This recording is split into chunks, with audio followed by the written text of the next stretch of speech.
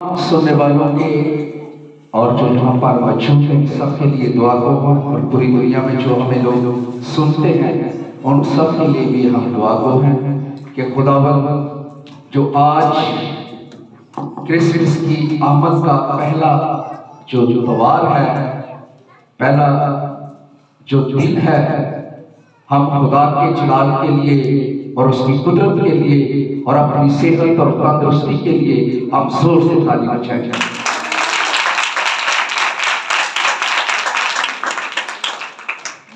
मेरे अज़ीज़ों,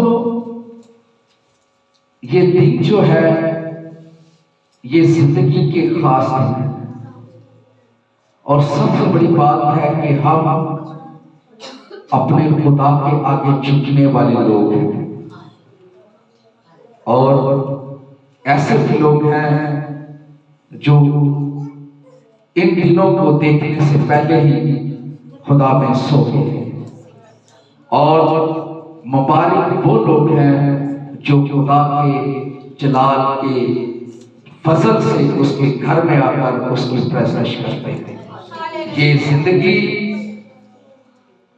जो खुदा ने हमें दी है उसका एहसान है कि आज हम जिंदाओं की जमीन पर चलते और फिरते हैं और तंदुरुस्ती है, क्योंकि खुदा जो है वो मोहब्बत का खुदा है और आज जो हम बैठे हुए हैं उसकी मोहब्बत में उसी के दिए हुए वक्त में से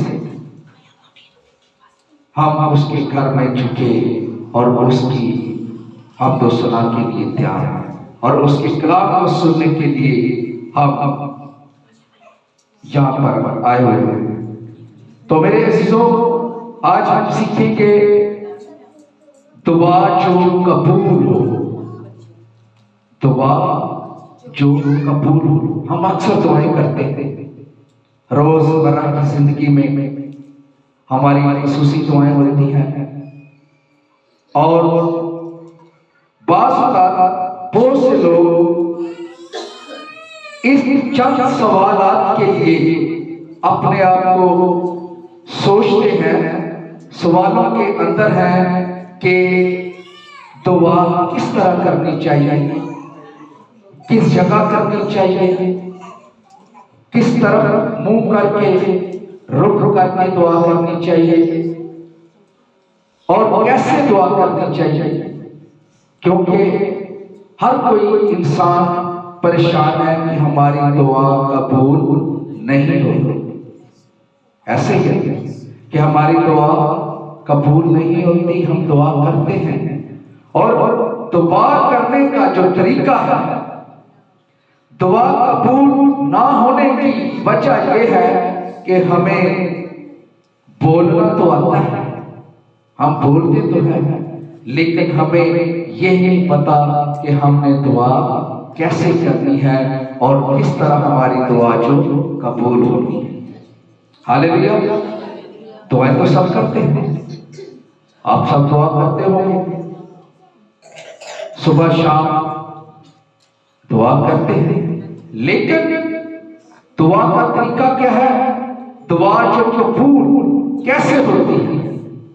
बाज़ हम कहते हैं कि हम दुआएं तो बहुत करते हैं लेकिन सारी दुआ कबूल नहीं होती, खुदा सुनता नहीं।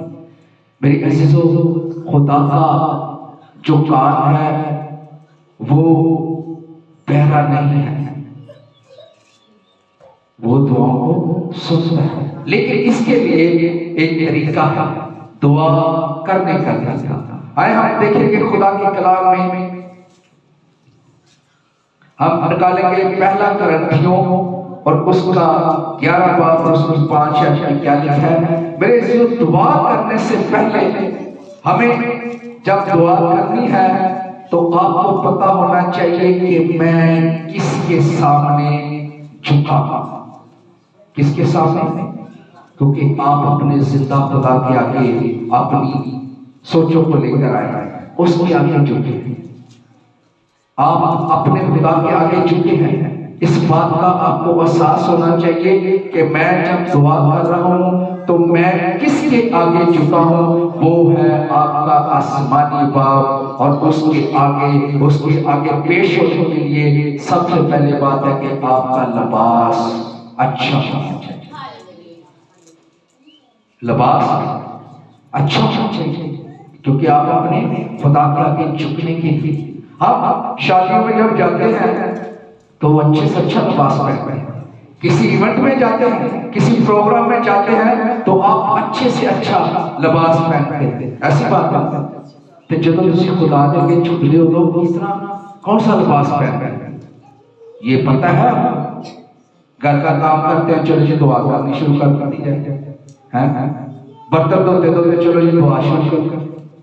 आपको पता होना चाहिए कि आप उस कायनात के रब के आगे झुकते हैं, आप उस हस्ती के आगे झुक रहे हैं जिसका जोर, जिसकी कुव्वत, जिसकी ताकत का आपको अंदाजा नहीं। वो आसमान और जमीन का इख्तियार रखता है, वो साहिब इख्तियार है, वो साहिब जंग है, वो साहिब लश्कर है। हम जैसे भी हैं, मुंह धोया नहीं धोया, खुदा देंगे फॉर्मेलिटी पूरी करते हैं, हमने दुआ करनी है, दिखाना है, ये है तो फिर दुआ भी तो वैसे ही होती है। तरीका आज सुने, जो बहने जो भाई दुआ करते हैं वो सुने कि खुदा के आगे झुकने से पहले हमारा लिबास साफ होना चाहिए। हालेलुया, हमारा लिबास साफ होना चाहिए। और फिर क्या होना चाहिए हम देखेंगे, पहला कुरिन्थियों उसका 11 बाब और उसकी 5 आयत में क्या लिखा है? और जो औरत बेसर ढाके दुआ या नबूवत करती है, जो औरत सर को नंगा छोड़ के दुपट्टा नहीं लेती, दुआ सुने, गौर सुने, मैंने दुआ या नबूवत करती है, दुआ या नबूवत करती है, वो अपने सर को बेहुरमत करती है। वो अपने सर को क्या करती है? बेहुरमत करती है। हाँ जी, क्योंकि वो सरमुंडी के बराबर है, क्योंकि वो सरमुंडी के बाल काटने वाली, जो जिनकी औरतों के बाल कटे होते, देखा ना, छोटे छोटे बाल होते हैं, बाल काटने, वो औरत उस औरत के मानक है जो सर मुंडी है। ये खुदा का कलाम कहता है, अपने लिबास को पाक रखो, और जब आप अपने खुदा के आगे झुके तो आपने अपना सर को कवर करना। और आगे, अगर औरत ओढ़नी ना ओढ़े, चादर ना ले तो बाल भी कटाए। हाँ जी, अगर औरत का बाल कटाया सर मुंडवाना शर्म की बात है। औरत का बाल कटवाना, सर मंडवाना किसकी बात है? शर्म की बात है, शर्म की बात है। हम किस तरह दुआ करते हैं? फैशनेबल है, आजकल का दौर ही फैशनेबल है। मैंने अक्सर ऐसे खातमीन देखे हैं, बड़ी बड़ी मीटिंगें करते हैं, लेकिन मैं उनको तंजबाजी नहीं कहता, मैं कहता हूं कि खुदा का कलाम जो हमें सिखाता है, जो हमें इस बात पर खड़ा करता है कि औरत का सर ढका होना चाहिए, बाल ना कटवाए। अगर वो नबूवत करती है तो उसको अपने लिबास, अपने सर की पहचान होनी चाहिए। ये सबसे बड़ी बात है। खुदा के आगे झुकना है तो सबसे पहले इन बातों पर गौर करना है। हम देखेंगे कुरिन्थियों 11 बाब और उसकी 7 आयत में क्या लिखा है। पहला कुरिन्थियों उसका 11 बाब और उसकी 7 आयत में, अलबत्ता मर्द को अपना सर ढांकना ना चाहिए जी, क्योंकि वो खुदा की सूरत और उसका जलाल है। मर्द को अपना सर ढांकना नहीं चाहिए, ये खुदा का कलाम कहता है, क्योंकि वो खुदा की सूरत और उसका जलाल है, और उसका जलाल है। मगर औरत मर्द का जलाल है, और जो औरत है वो मर्द का जलाल है। हालेलुया। खुदा ने देखो हर बात अखा किया, तो फिर हम कहते हैं कि हमारी दुआएं क्यों कबूल होती? हमारी दुआएं कौन सी कैसे कबूल होती? कैसे हम अपने आप को खुदा के आगे झुकते हैं? किसी डॉक्टर से मीटिंग हो ना, चेक कराने के लिए आप बिल्कुल बिल्कुल फ्रेश होकर जाते हैं। ऐसे ही है, ऑफिस में कोई मीटिंग हो तो आप बड़े अच्छे कपड़े पहन कर जाते हैं, तो जब आप अपने खुदा के सामने पेश आते हो तो किस तरह आते हो? फिर खुदा क्यों नहीं दुआ सुनता? क्योंकि आपको दुआ करने का तरीका है। दुआ जो कबूल हो वही दुआ है जो कबूल होती है। हम देखेंगे मत्ती की इंजील कि आपके लिए दुआ किस तरह होनी चाहिए। वो जगह आपको खुदा की आवाज बता रही है, खुदा का कलाम कह रहे हैं कि दुआ के लिए आप दुआ करते हैं, तो उसके लिए जगह कौन सी है? मत्ती 6 बाब और उसकी 6 ऐत में क्या लिखा है, जरा गौर से सुनिए। जो मैंने कौन कौन दुआ करता है, हाथ खड़ा करें। बिला लगा कौन कौन दुआ करता है? सब करते हैं। तो सुने, आपके पास कौन सी जगह होनी चाहिए जिसमें आप बैठकर दुआ करें? हाँ जी, मत्ती 6 बाब और उसकी 6 ऐत। बल्कि जब दुआ करे, बल्कि जब तू दुआ करे तो अपनी कोठरी में जा, अपनी कोठरी में जा, अपने कमरे में जा और अपना दरवाजा बंद कर, और अपना क्या कर? दरवाजा बंद कर। कितनी जबरदस्त और प्यारी बात। अपने कमरे में जा और अपना क्या कर? दरवाजा बंद कर। क्यों दरवाजा बंद कर? ये आगे बढ़कर चले। हाँ जी, आगे। कि अपने बाप से जो पोशीदगी में है, तेरा बाप जो पोशीदगी में है, जिसके आगे तू झुका है या झुकना जा रही है, दुआ कर। और इसी सूरत में तेरा बाप जो पोशीदगी में है देखता है, वो तुझे देखता है, तुझे बदला देगा। और उसका तुझे क्या देगा? बदला देगा। अब तेरी कोठरी में तू अपने कमरे में जा और अपने आप को दरवाजा बंद करके खुदा के साथ बैठ, और जो तुम्हारी पोशीदा बातें, जो आपके पोशीदा लफ्ज हैं, जो आप खुदा के आगे रख रहे हैं, वो तेरा आसमानी बाप जो पोशीदगी में उस लफ्जों को सुनेगा और उसका तुझे क्या करेगा? अजर देगा, तुझे जवाब देगा।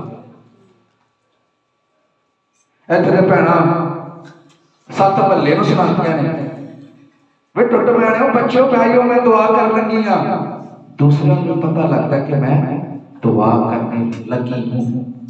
ऐसी दुआ नहीं है। बच्चे साथ खेलते होते हैं, शोर करते होते हैं, तो बहन जो है माँ वो खुदा के आगे झुकी होती है। ये बात नहीं।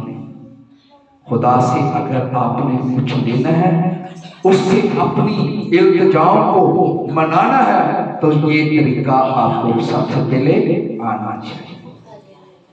पोशीदगी में जा, दरवाजा बंद कर, ताकि तेरी बात और तेरे खुदा की बात जो तू खुदा से करना चाहता है, कोई दूसरा बंदा न सुने। लगा होकर उसमें बात कर, उससे गुफ्तगू कर, क्योंकि तू अपने जिंदा खुदा से बातें कर रहा है। तुझे इस बात का इल्म और तुझे इस बात की फिक्र होनी चाहिए।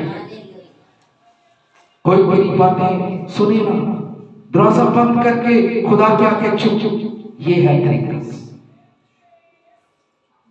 अजीजों, क्योंकि खुदा पोशीदा बातें सुनने के लिए तैयार है, वो आपसे मोहब्बत करता है, और खुदा आपके लिए तैयार है, क्योंकि वो फरमाता है कि मैं तेरी सुन।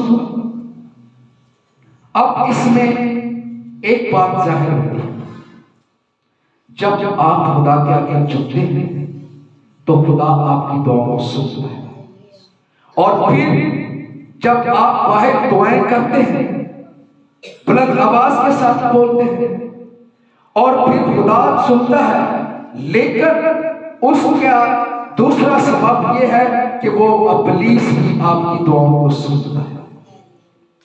जब वो सुनता है तो फिर आपकी मुखालफत शुरू होती है।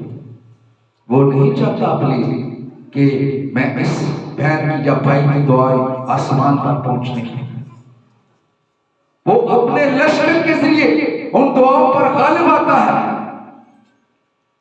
फिर आप कहते हैं कि हमारी खुदा दुआएं सुनते।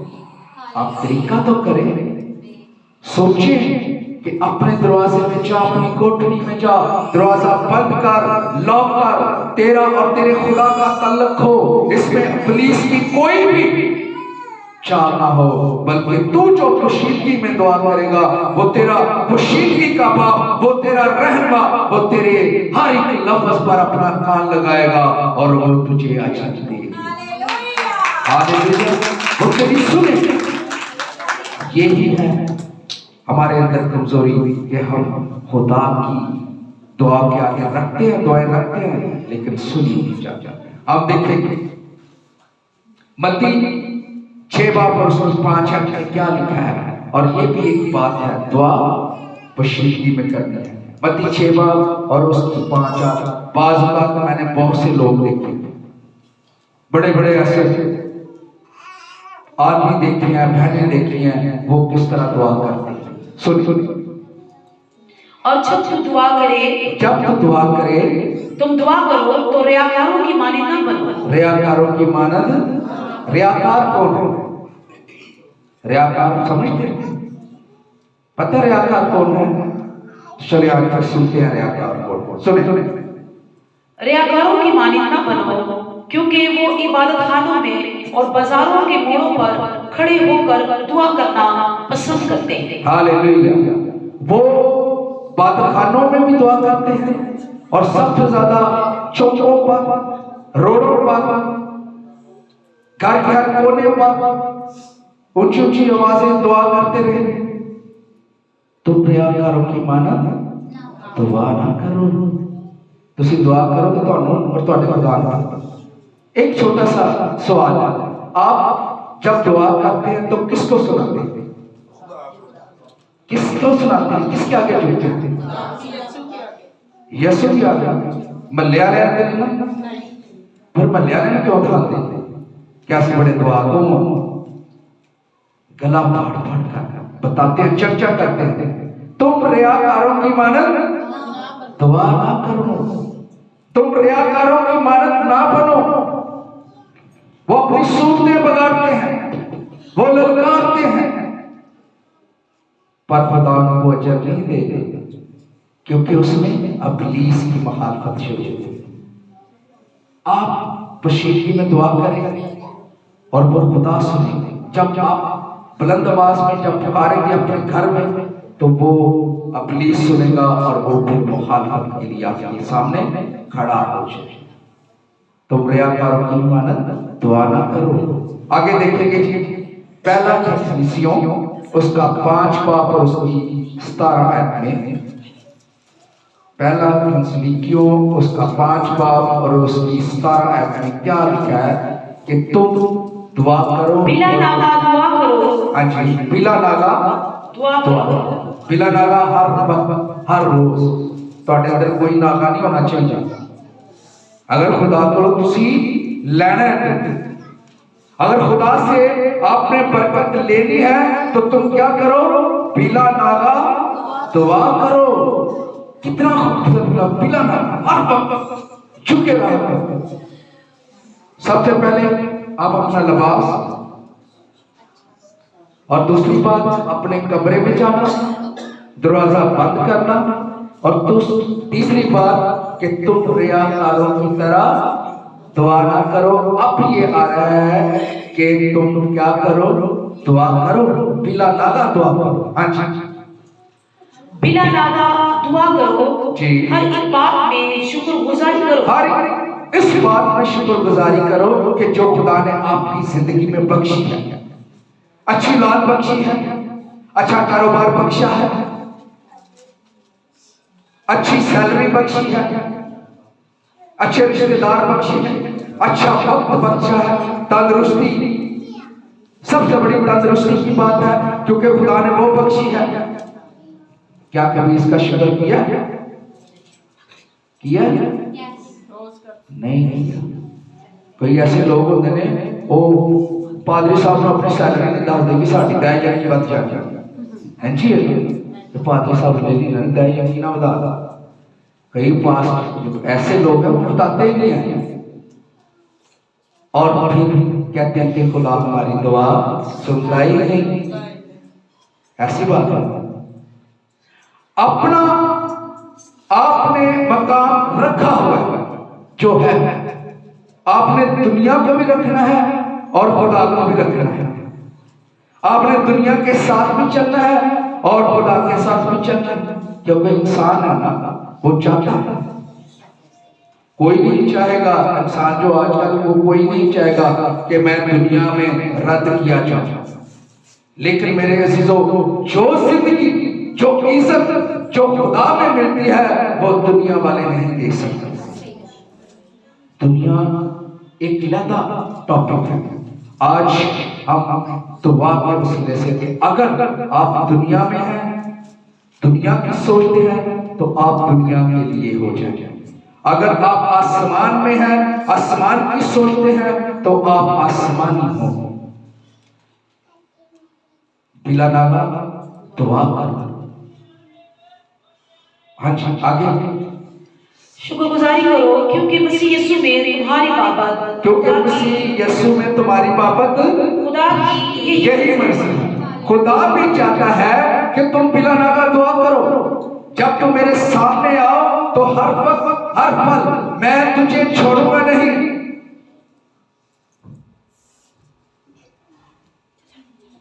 आप किसी घर जाते हैं अपनी परेशानियों का हल देखने के लिए, अपनी परेशानियों को बताने के लिए, क्या वो लोग, क्या वो घर आपको हर रोज बर्दाश्त करेगा? दुनिया में आपको कोई बर्दाश्त करेगा? वो तो कहेंगे साढ़े घर है या रोजाना ही कोई गल। लेकिन खुदा फरमाता है कि तुम बिला नागा दुआ करो और जो तुम चाहता है वो तेरे लिए होगा, क्योंकि खुदा की यही मर्जी है। हर पल हर वक्त मेरे आगे झुके रहो और तुम दुआ करो। अब देखेंगे यूहन्ना 15 बाब और उसकी 17 आयत में क्या लिखा है। यूहन्ना की किताब उसका 15 बाब और उसकी 17 आयत में, मैं तुमको उन बातों का हुक्म इसलिए देता हूँ जी कि तुम एक दूसरे से मोहब्बत रखो जी।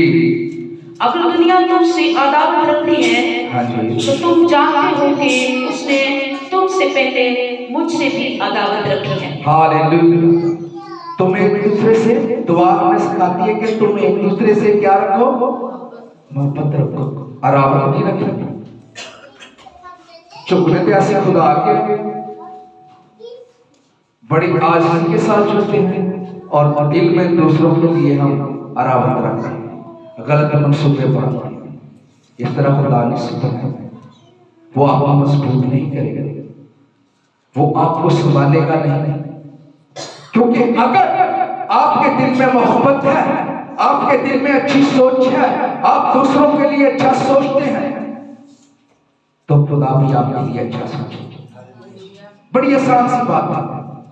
अगर आपके दिल में मोहब्बत है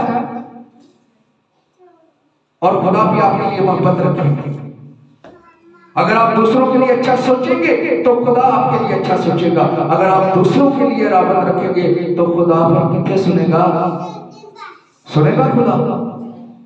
उसने कहा कि पहले अपने आप को ठीक कर, फिर मैं तेरे करीब आऊंगा। वो दुआएं सुनता है, वो हर वक्त हमारी हर एक बात पर कान लगाता है, लेकिन हमें तरीका ही नहीं है दुआ करना। अपने आप को खुदा के हवाले करें। रोमियो उसका 8 बाब और 26 आयत में क्या लिखा है? रोमियो की किताब उसका 8 बाब और 26 आयत में देखेंगे हमने कि खुदा का कलाम हमारे लिए क्या फरमाता है।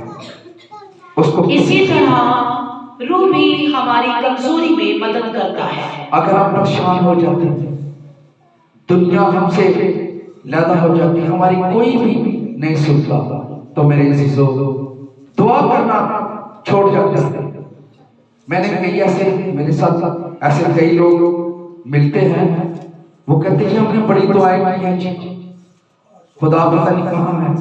बहुत से लोग होते हैं कि हमने बड़ी दुआएं, रात दिन रोजे रखे हैं, रात दिन दुआएं करते रहे हैं, लेकिन हमें इसका कोई अजर नहीं मिला। तो मेरे अजीजों खुदा आपसे इतनी मोहब्बत करता है। इस आयत में बताया गया कि खुदा इतनी मोहब्बत करता है, अगर आप उसे छोड़ भी दें, आप दुआ ना भी करें, उसे भूल भी जाएं, तो फिर खुदा का जो रूह है वो आपकी शिफायत करता है, वो रंजीदा होता है, वो दुखी होता है कि मेरा बेटा मेरी बेटी मुझसे क्यों दूर है। हाँ जी, पढ़े इस आयत को। कमजोरी में हमारी मदद करता है, वो कमजोरी में हमारी मदद करता है, क्योंकि जिस तौर से हमको दुआ करना हम नहीं चाहते जी, मगर रूह खुद ऐसी आहें भर भर कर हमारी शिफायत करता है। हालेलुया। अगर आपको तरीका नहीं है ना दुआ करने का, तो रूह आहें भर भर कर मेरी और आपकी शिफायत करता है। कितनी बड़ी बात है, कभी सोचा? हम तो खुदा को भूल जाते हैं ना, लेकिन खुदा का रूह नहीं भूलता, वो हर वक्त हमारी शिफायत करता है। खुदा क्या की शिफायत करता है, आहे भर भर कर रोता है, वो कभी नहीं छोड़ेगा, क्योंकि उसने अपने खून से आपको सींचा है। ब्लड, खून, बेशकीमत खून, जिसकी इंसान को कदर नहीं है। जाके हॉस्पिटलों में देखें, लोग उनके लिए तरसते हैं, भागे भागे फिरते हैं। ओ पॉजिटिव, ओ नेगेटिव, ए पॉजिटिव खून के ग्रुप मिलाते हैं। अगर ओ नेगेटिव ओ पॉजिटिव को लग जाए तो बंदे की डेथ हो जाती है। ए पॉजिटिव ओ नेगेटिव को लग जाए तो उसकी डेथ हो जाती है। इंसान के साथ ग्रुप नहीं मिलता, लेकिन वो वही एक ऐसा ग्रुप है जो सब इंसानों को मिलता है, और उसमें ये है खुदा का दिल, ये है आपका और खुदा का रिश्ता। जब आप भूल जाते हैं तो वो आहें भर भर कर आपकी फरियाद करता है, वो रोता है, वो आपसे किस कदर मोहब्बत करता है आपको पता ही नहीं, आपको इस बात का इल्म ही नहीं है। किसी ने मुझसे कहा कि खुदा दुआओं का जवाब नहीं देता, तो मैंने उसे कहा वो जवाब देता है। मैंने उससे ताकत मांगी तो उसने मुझे मजबूत बनाने के लिए मुश्किल में डाल दिया। मैंने उससे अकल मांगी तो उसने मुझे परेशानी की आलम में कर दिया। मैंने उससे हिम्मत मांगी और उसने मुझे खतरे में, परेशानियों में डाल दिया, ताकि मैं इन सब पर गालिब हूं। मैंने उससे मोहब्बत को मांगा, प्यार को मांगा, और उसने अपना इकलौता बेटा बख्श दिया ताकि मेरी जिंदगी में वो हर वक्त काम करे, उसकी मोहब्बत काम करे। तो क्या खुदा दुआएं नहीं सुनता? कौन कहता है दुआएं नहीं सुनता? इससे पहले कि आपको तरीका आना चाहिए।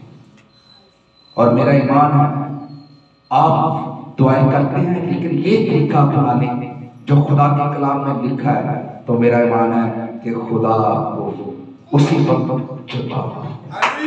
सोचिए, वो आपके सामने खड़ा होगा,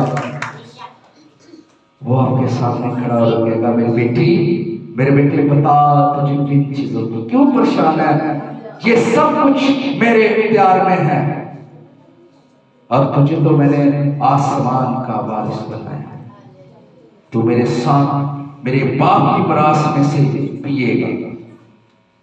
कितनी खूबसूरत बात है। अपने लिबास को अच्छा जब जगा के आके चुकी और अपनी कोठरी में जाके दरवाजे को बंद कर पोशीदगी में हुआ। आपके पोशीदा लफ्ज वो सुनने के लिए बेचैन है।